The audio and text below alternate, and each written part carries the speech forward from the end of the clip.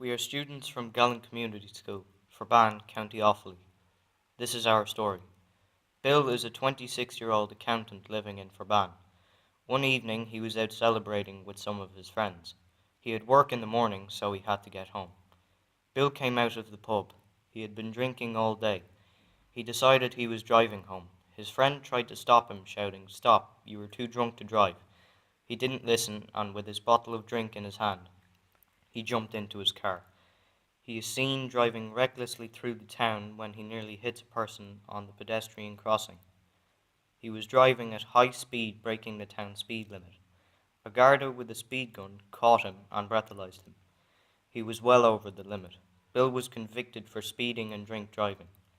His life will never be the same.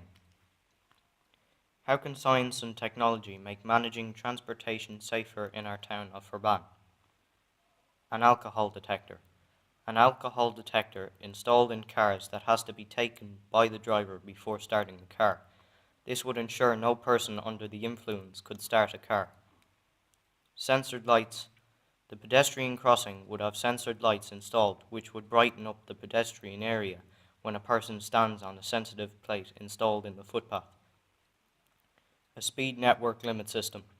To inform drivers of their speed, a speed network limit system would be installed. This would flash to alert the driver of their speed.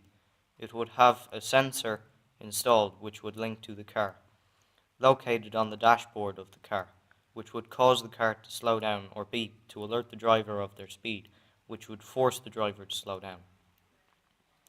A digital windscreen. This would include a sat-nav, alerting the driver to roadworks or disturbances which would delay their journey or possibly cause an accident. This would be linked with Google Earth or Google Maps. It would offer an alternative and safer route to the driver. Sensors. Sensors to be mandatory on the outside of all vehicles. These would alert the driver if they are too close to a cyclist or if there is an obstacle in front or behind the vehicle.